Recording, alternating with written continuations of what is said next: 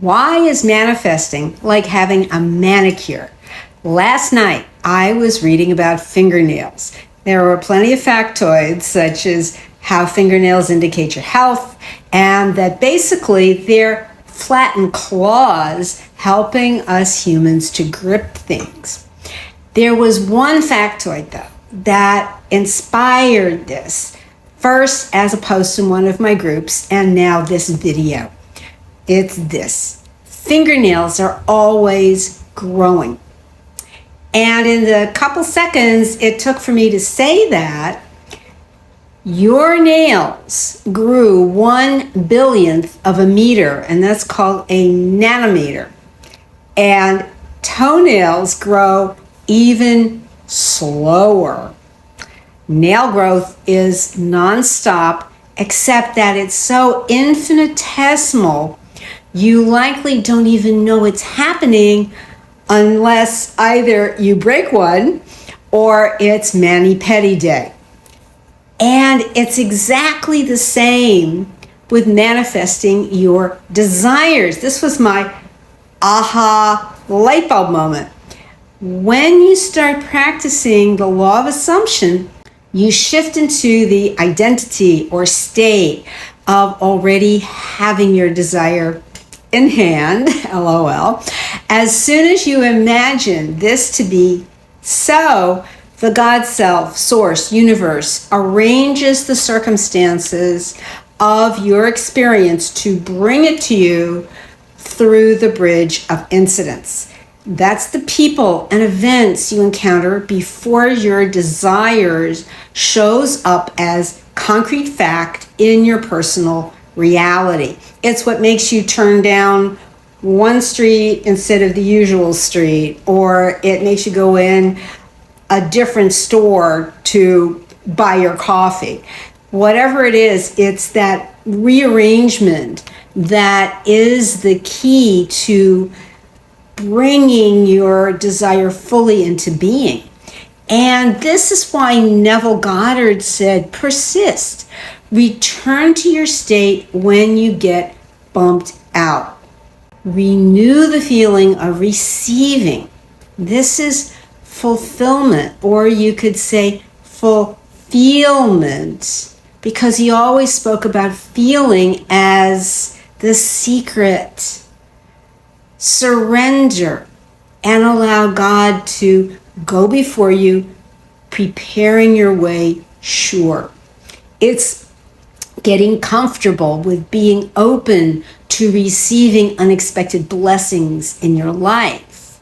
You'll notice there's a huge difference between the experience of noticing and being aware, as your awareness of being is God, so it's ups your awareness, and that sense of being switched off to noticing, being in a sense oblivious to noticing.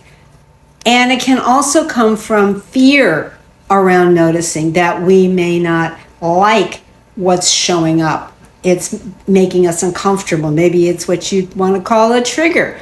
But keep in mind that everything that arises is so that love can move anything out of the way that isn't love. And that makes room for more love. This is key because you yourself are that love.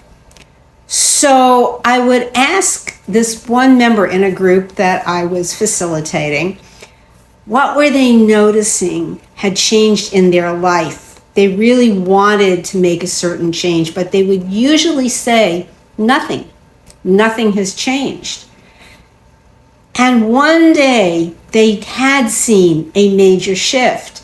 A coworker was now more friendly, more cooperative. And it's pausing to notice these subtle shifts that bring about the larger shift. Last night, where I live out back in my yard, there were little birds chirping. They're saying, hey, spring is closer than you think.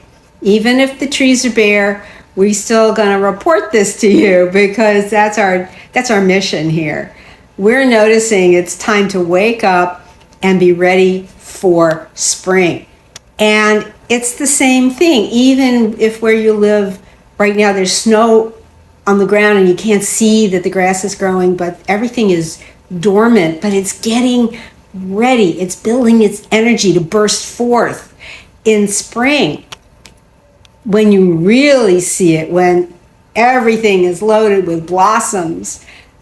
Right here, we notice it here in Florida because our cars are covered in pollen, but also little shoots are coming up out of the ground. So there's this constant flux, and this reflects the entire cosmos. Things are in flux. They're even chaotic. The philosopher Alan Watts has talked about this many times, and you can find him on the tube talking about cosmic consciousness very often. And he has pointed out that everything, it's like that movie, everything everywhere all at once. Everything is coming in at a pace that is so fast that our minds, our brains can't decipher every little piece. Now, this is something that at a higher frequency, a higher evolution of consciousness becomes something that we can discern, something that our inner vision can handle. In the beginning, maybe not so much. So the human mind separates everything out into this is happening, this isn't happening, I see this, I don't see that, where is it? And that's why when we are asking God to bring us, imagining what we want, we start to get antsy. We start to look around for, I just asked for this, but I don't see it yet. Where is it? Why is it that I haven't received it? So this takes that same level of, it's that level of trust, of surrendering to the God self, trusting that it's yours. This is the spirit of determination that Neville talked about. This is having that faith in the divine, that knowing my Father and I are one, and my Father is greater than I, because that is where you are given your desire. This is for God the Father to bring that desire to you for your larger self, to take care of working out all the plans to give it to you. So it's very much a degree of anticipation, which can feel good if you look at it from a sense of being excited rather than anxious. But it's also a sense of trust, a deep sense of trust in taking any actions that you need to take along the way. Nothing to force it, nothing to manipulate it, but whatever else it is that you do them wholeheartedly, do them with love, do them with focus, do them with compassion. Keep going, but you will know that it's yours beyond any doubt. The moment of receiving your desire is, pardon the pun, at hand. Thank you so much for watching. I didn't do the intro today, but thank you so much for watching this video. If you enjoyed it, be sure to give it a like. Drop some comments below. I love to read your comments and questions. Subscribe to my channel so you can keep receiving my latest content and stay up to date. Thanks for watching. Love you, boo. See you next time.